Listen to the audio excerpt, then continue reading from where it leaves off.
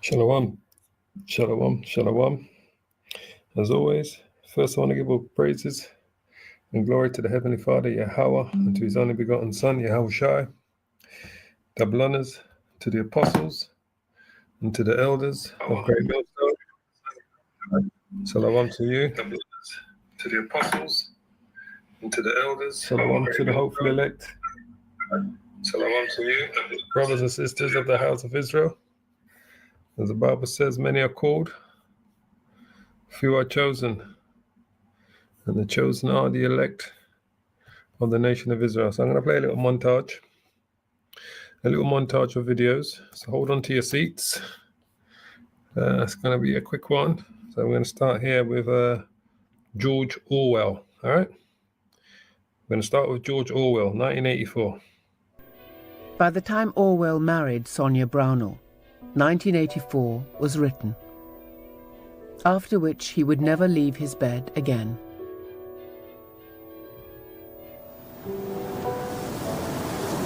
But he left one final warning. 1984 is, I believe, a quite terrifying masterpiece. So terrifying, in fact, I don't think I should like to read another like it. I am not absolutely dissatisfied with it. I think it is a good idea, but the execution would have been better if I had not been under the influence of TB when I wrote it. You once claimed that you have an ability to face unpleasant facts. Is that what you've demonstrated in 1984 by drawing an accurate portrait of the future? I think that allowing for the book being, after all, a parody, something like 1984 could actually happen. This is the direction the world is going in at the present time. In our world, there will be no emotions except fear, rage, triumph, and self-abasement. The sex instinct will be eradicated. We shall abolish the orgasm.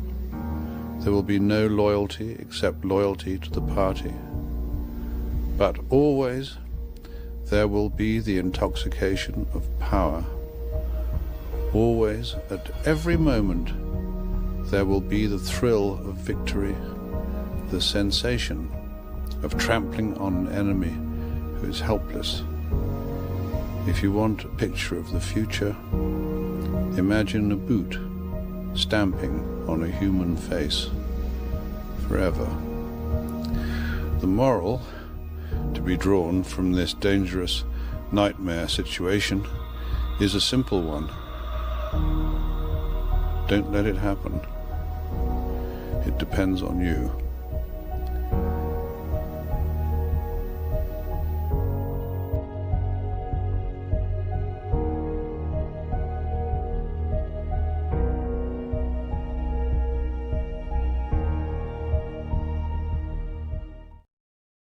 He died in 1950. He was 46 years old. So that was the first major warning that we had about this global elite MOTB system rollout, basically, where it is heading to this total control. That was George Orwell. He was 46 years old when he died in 1950. All right? Regarding the book that he wrote called 1984. If you've not seen the film, 1984, if you like to read books, 1984, I implore you to either watch the film or read the book.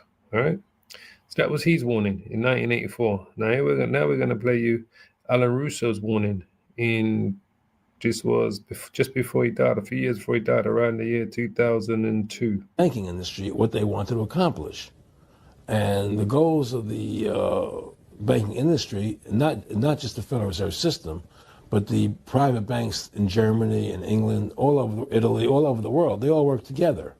They're all central banks. And they're all part of the Communist Manifesto. You know, central banking is one of the major planks of the Communist Manifesto. We talk about America being a capitalistic country, but yet at the same time we have a central bank that plans everything for us, right? And the graduated income tax is another plank of the Communist Manifesto, right? So right there you have two major planks of the Communist Manifesto that have been brought in because of the Federal Reserve System, okay? So the ultimate goal that these people have in mind is the goal to create a one-world government, run by the banking industry, run by the bankers, and they're doing it in sections. The European currency, the euro, and the European Constitution is one part of it. Now they're trying to do it in America with the North American Union, right? And they want to create a new currency called the Amero, right? And the whole agenda is to create a one world government where everybody has an RFID chip implanted in them. All money is to be in those chips, right? There'll be no more cash. And this is giving me straight from Rockefeller himself. This is what they want to accomplish. And all money will be in your chips. And so instead of having cash, anytime you have money in your chip, they can take out whatever they want to take out whenever they want to.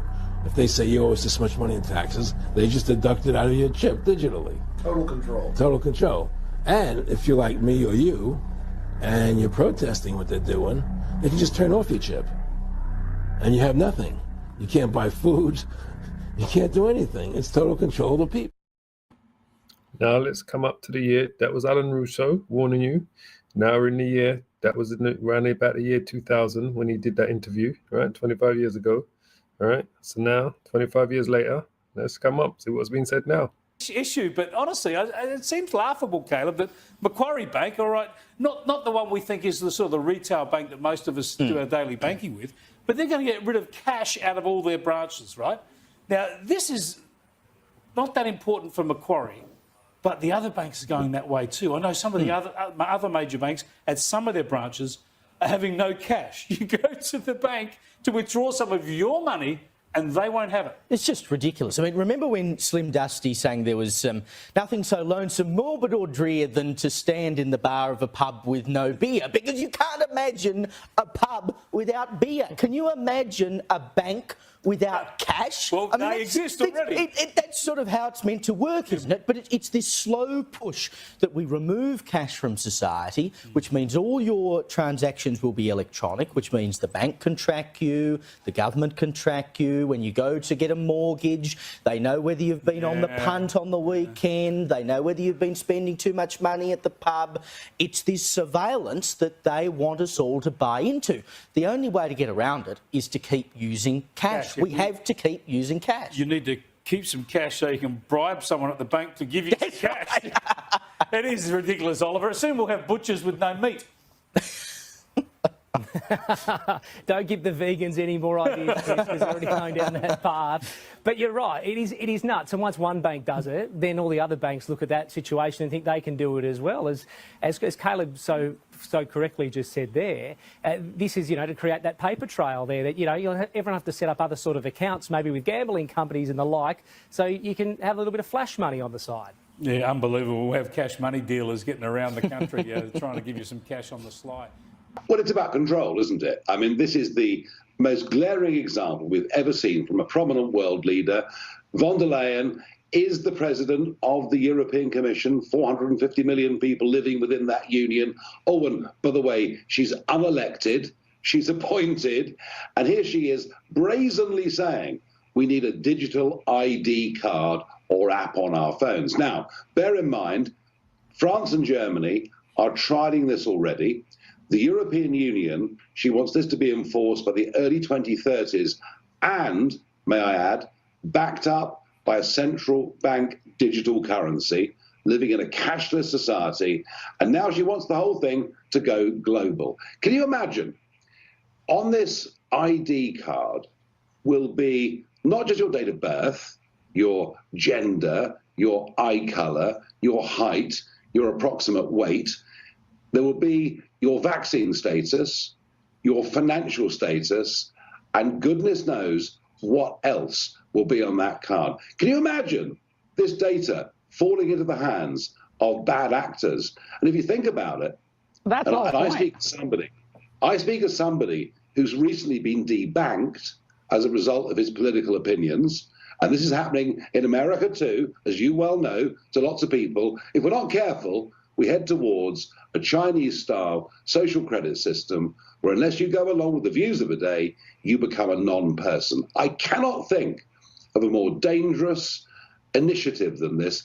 Yet the odd thing is you picked it up and you tweeted about it earlier on today, but the rest of the world's media are simply ignoring it.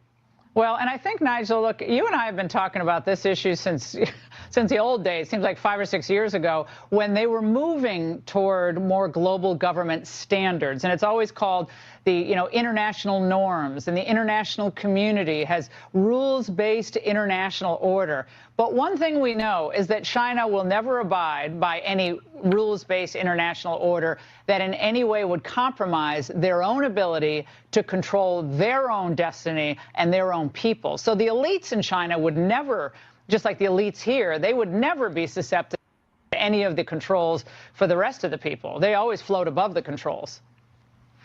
Yeah, I mean, look, for all his faults, President Xi believes in China and believes in the Chinese people. And the same goes for India and many other great countries in the world. The problem we've got is we have to ask a question whether our leaders actually believe in our nation, because they're prepared to surrender sovereignty to the World Health Organization, the United Nations, the EU, and goodness knows what comes after that. And the truth of it is, the world will be a better, more prosperous, peaceful place if democratic nation states cooperate and trade together, not give away their powers to unelected bureaucrats. And that was the Brexit message all those years ago.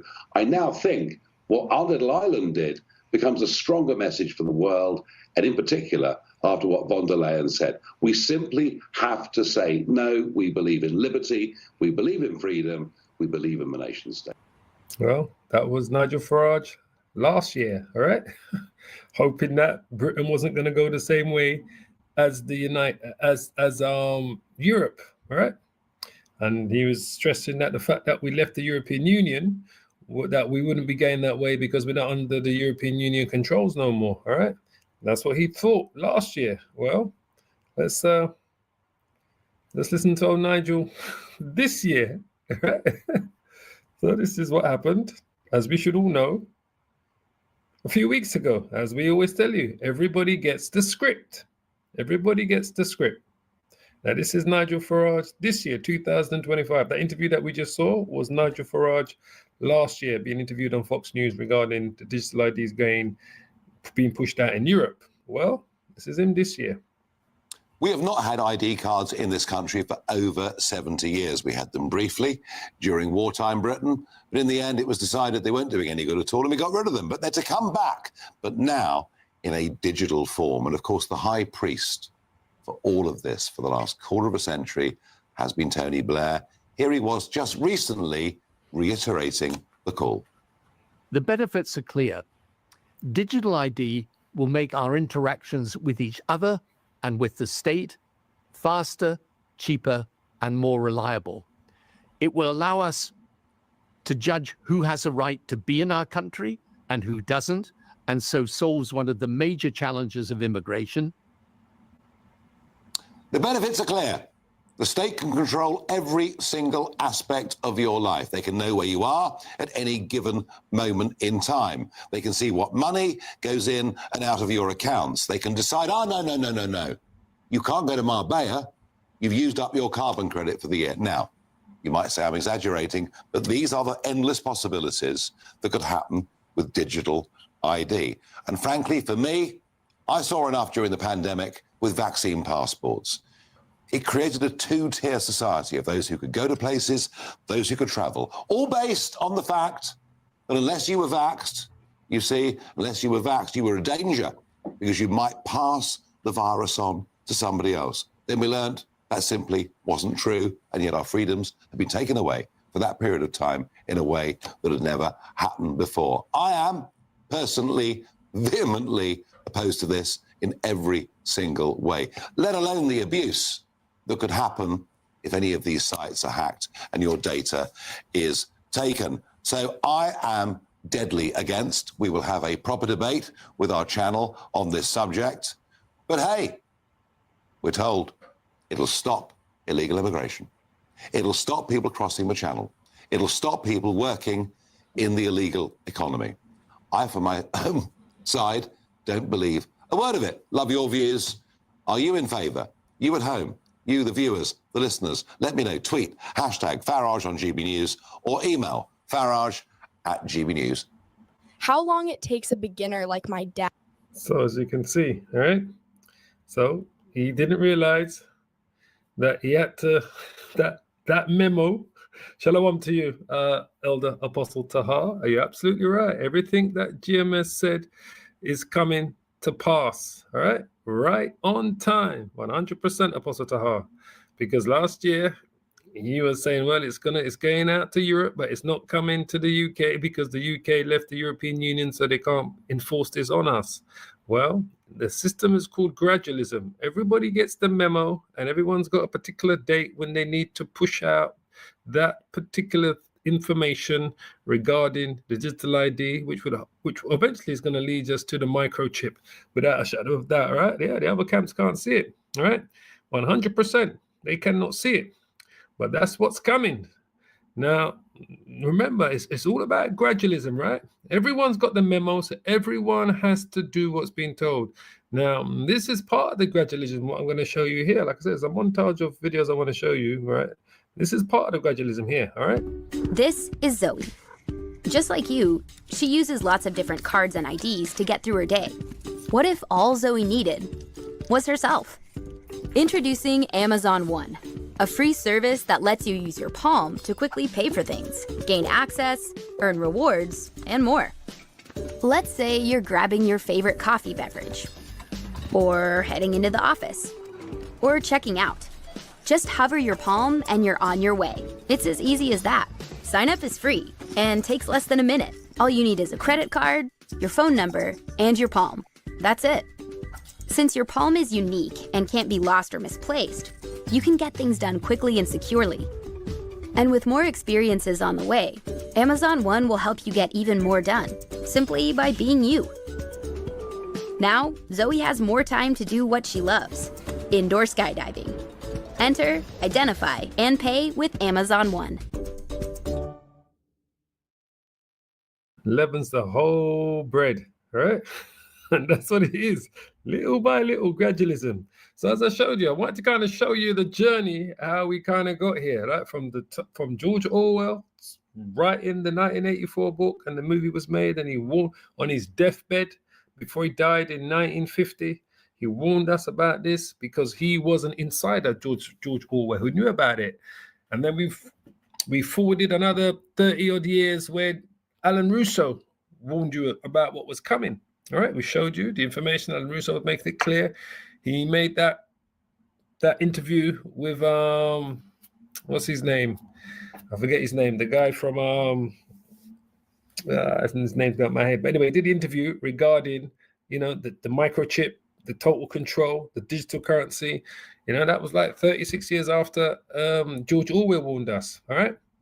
Then we come 25 years later. The European Union was pushing digital IDs over the last 2 or 3 years, where now it's become mandatory. And then Britain thought we weren't going to have to do it because we were outside of the EU, right? We left with Brexit. We Brexited it. Well, Brexit ain't going to save us from none of this, because this is a memo that went out to everyone, from the elites to all of these government leaders. I don't care who's in power. They've all got the same memo, and they've all got different times where they're going to have to push this. And like the Apostle Tahar says, these other camps can't see, or they refuse to see it, right? Because they obviously took the bag. So it's one of the two. We don't have evidence of the bag, but that is a definite probability that we believe they either took the bag or they're blindly walking like blind. Like the Lord said, they give them ears to hear, but they cannot hear, eyes to see, but they cannot see, right? And that's the reality, because it's here. It's absolutely here. There's no ifs, no buts, no maybes, all right? It is here.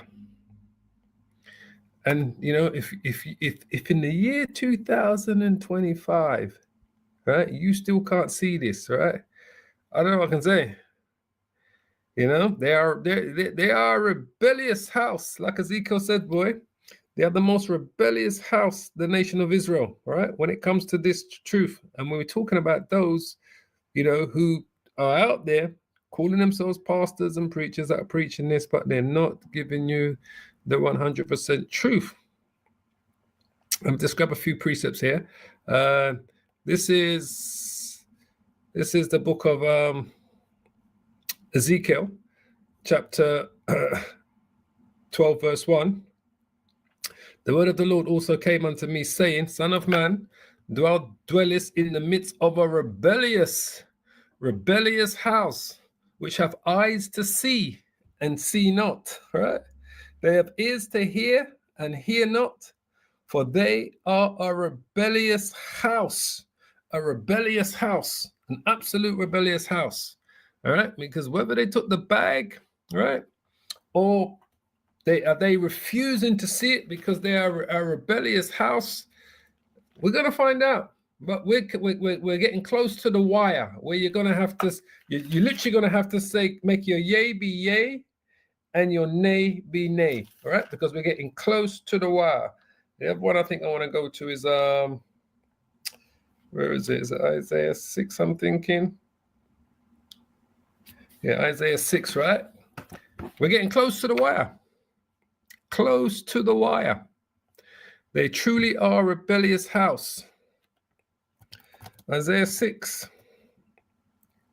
Isaiah 6, and let's just jump down here. Why do I want to come to verse 9? Isaiah 6, verse 8. We'll start at verse 8. All right? Isaiah's commission. See, we're on a commission. It's like the Blues Brothers. They were on a mission from the Lord, right? And they're definitely Jakes, right? The Blues Brothers, right? They was on a mission from the Lord. But we're on a mission from the Lord, right? But only the elect. Let me just say that again. Only the elect, E-L-E-C-T, are going to get this. No one else is actually going to get this.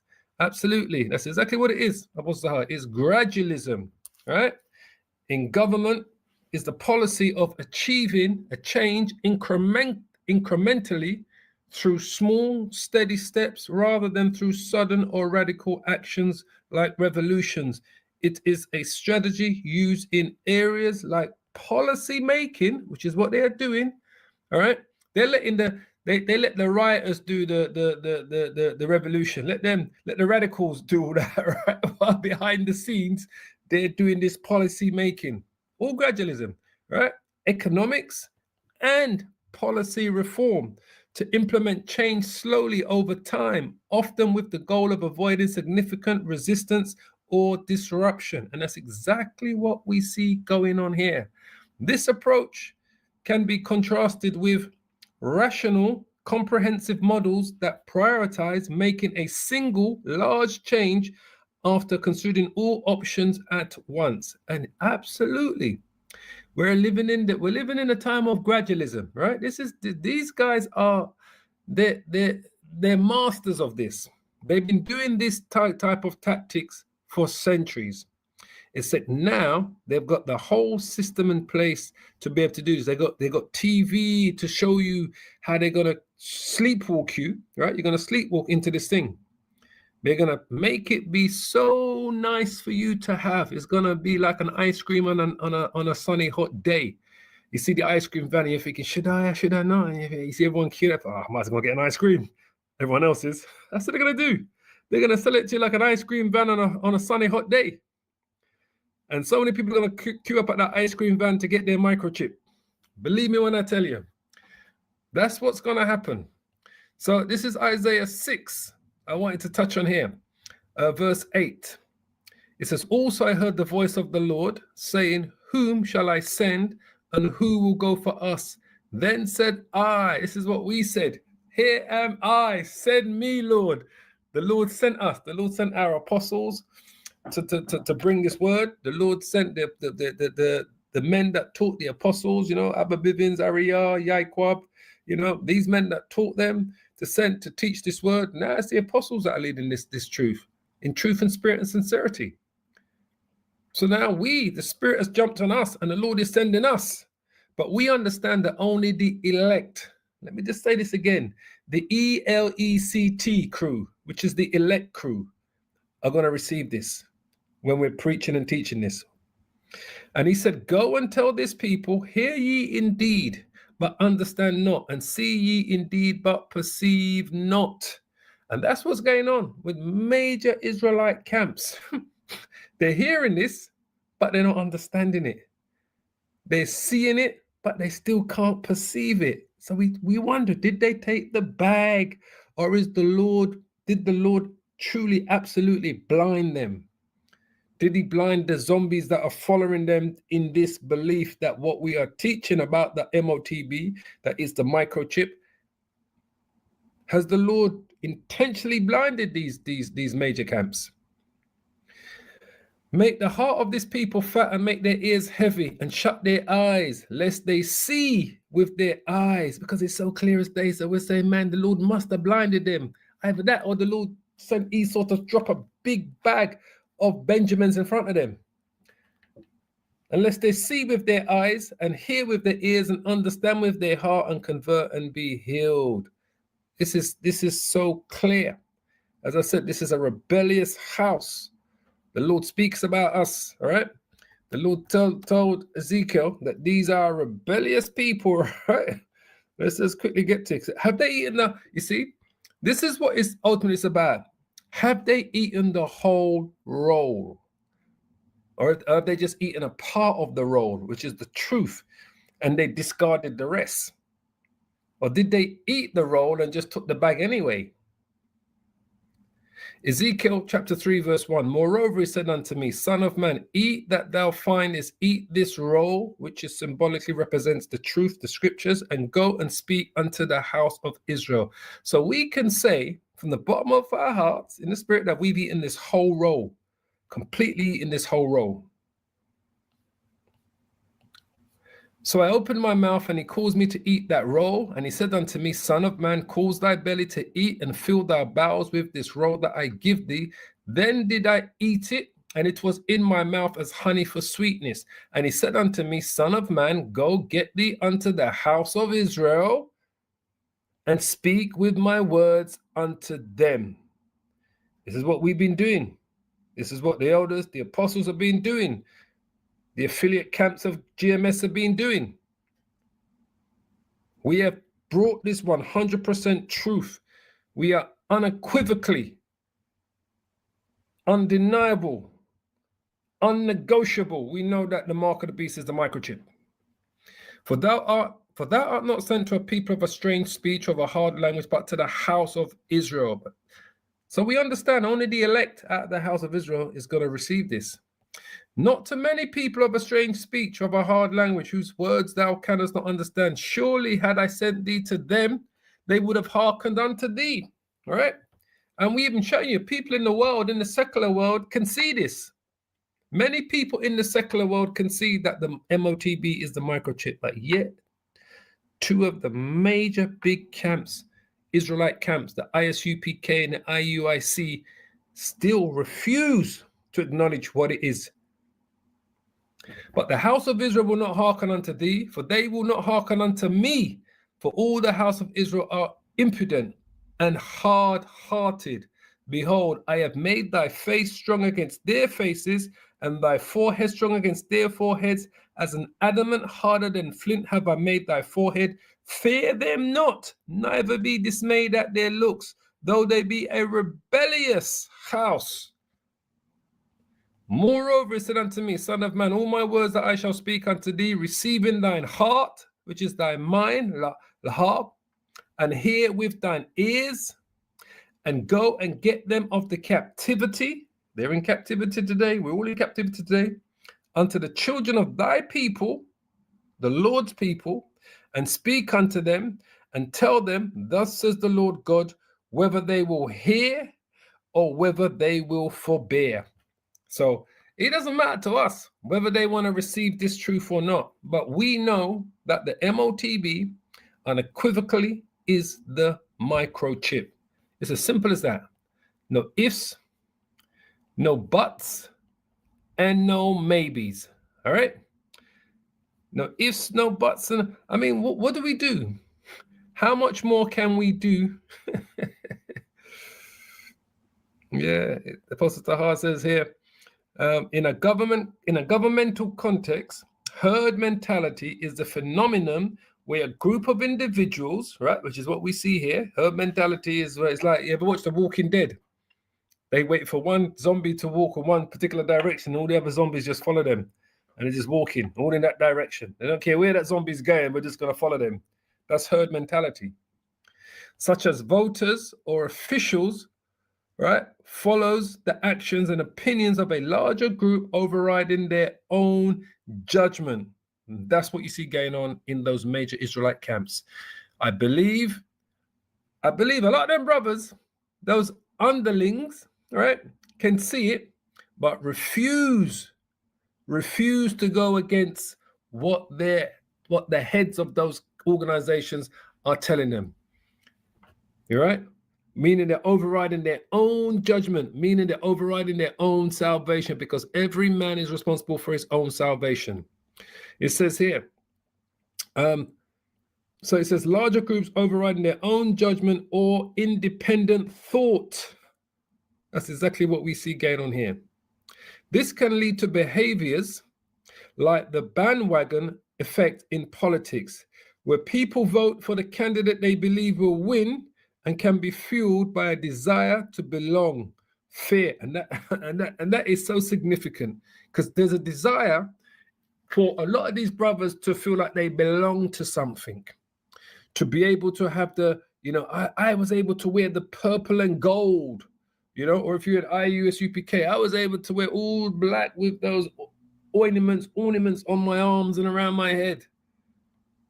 That longing for belonging, that can be a lesson on its own. That longing for belonging, right? And that's what's going on. All right.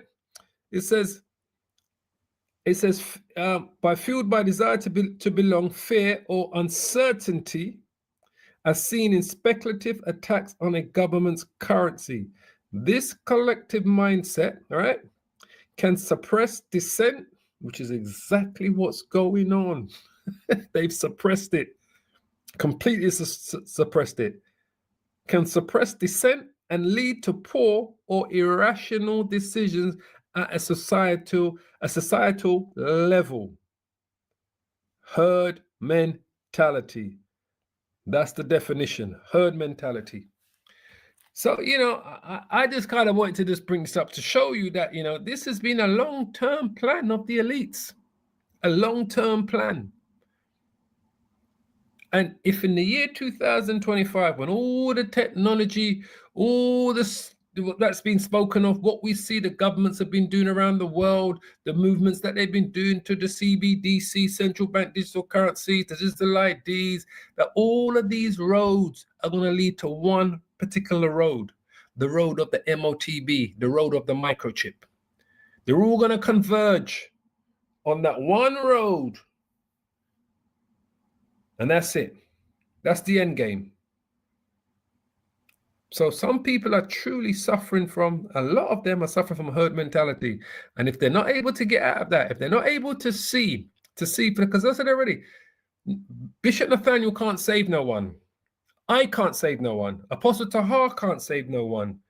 General Yohana can't save no one. Every single one of us is responsible for our own salvation. Lord willing, we make it. We call ourselves the hopeful elect. So with this information being made public for such a long time, and the fact that GMS have been pushing this hard, and they're still kicking against the pricks of the wall, there's nothing we can do. All we can do is do what we continue to do. Preach and teach the 100% truth. Lord willing, the elect will get it, because only the elect will get this.